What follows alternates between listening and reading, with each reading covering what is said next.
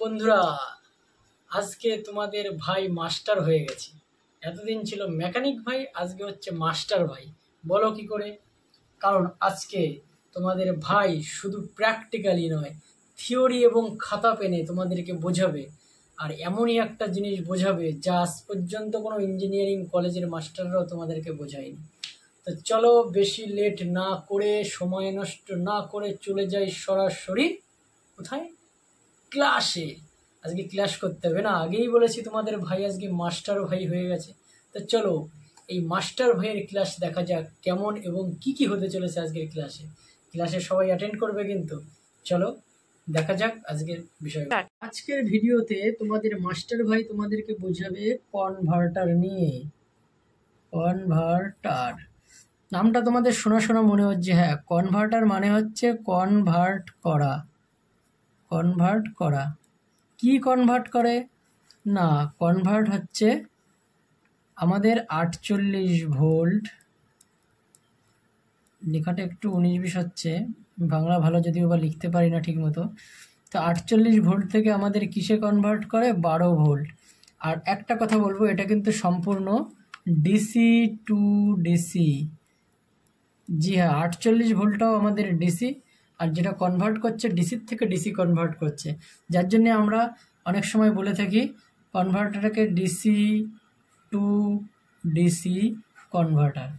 তো চলো কনভার্টারের মেন পার্টটা শিখে নিই। কনভার্টারটা বিভিন্ন কোম্পানি বিভিন্ন রকম টেকনোলজিতে বানায়, কিন্তু প্রত্যেকটা কোম্পানির একটা করে বেসিক ফর্মুলা থাকে। বেসিক ফর্মুলাটা কি? কনভার্টার যদি আমরা খুলি তাহলে আমরা দেখতে পাবো এরকম একটা সার্কিট বোর্ড থাকে এবং এতে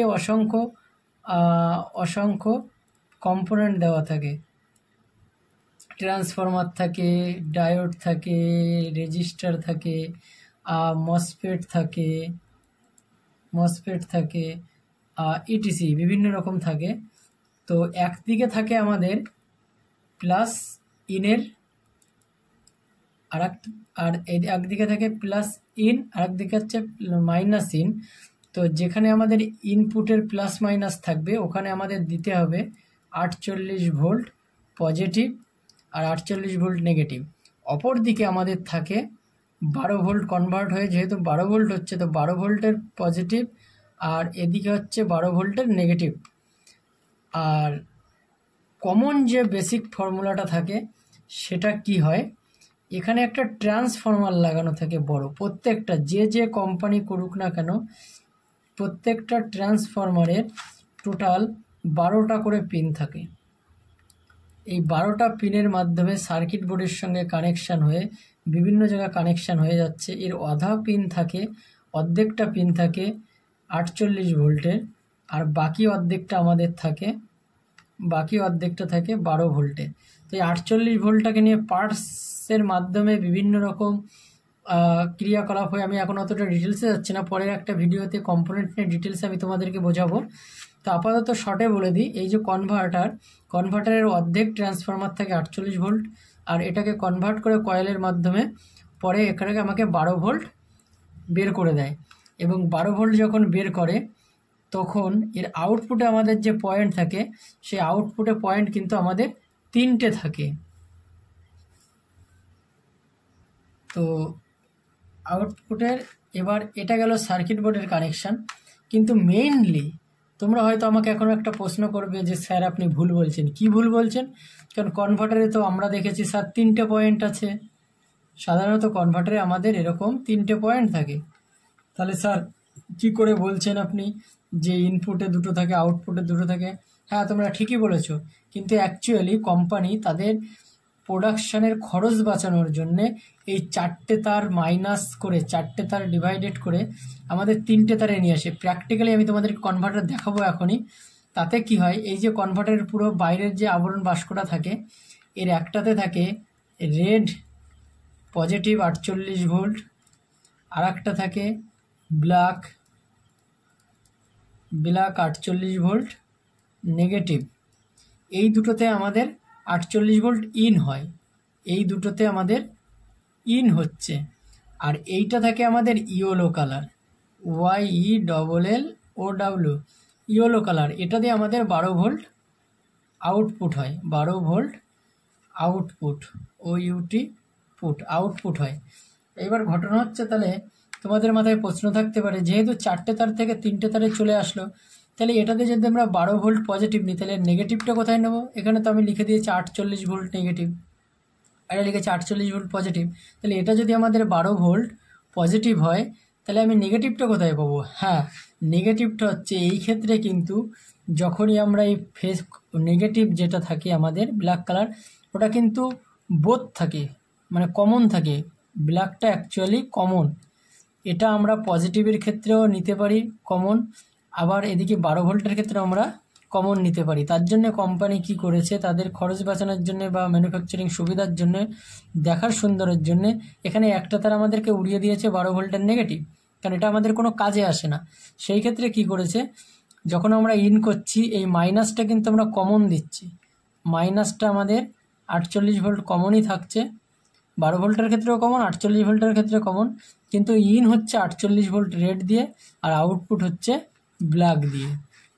তাহলে আরেকবার তোমাদের বোঝার সুবিধার জন্য বলে দিই, মেন কনভার্টার যদি এইটা হয়, মেন কনভার্টার যদি এইটা হয়, এর থেকে আমরা 3টে তার বেরোচ্ছে, 3টে তারের মধ্যে একটা হচ্ছে রেড 48 ভোল্ট পজিটিভ, এটা হচ্ছে yellow LLOW yellow 12 volt positive,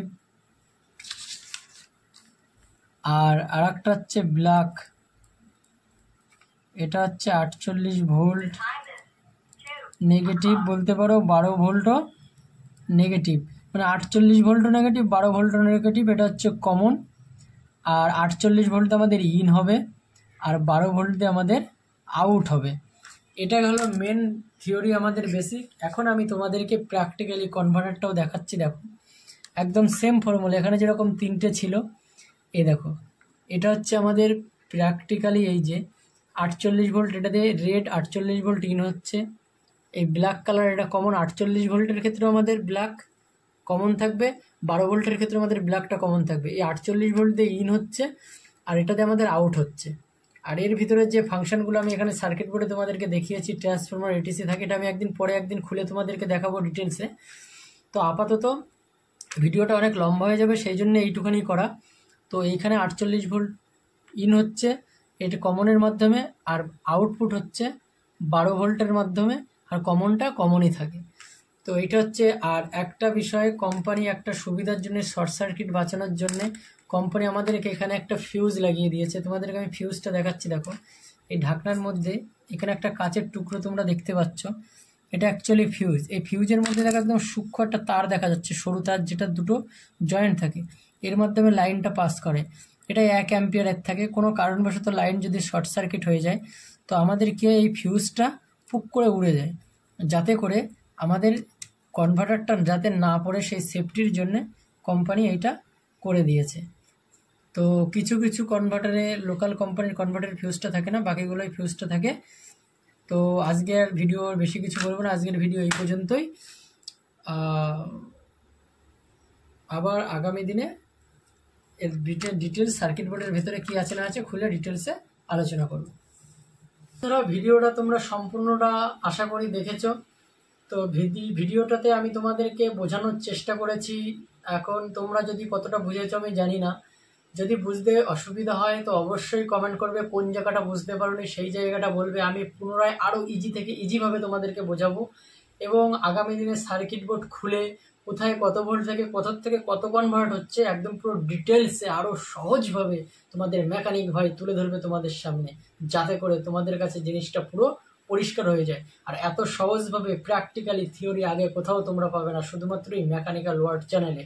আর একটা গুড নিউজ দিতে চলেছি,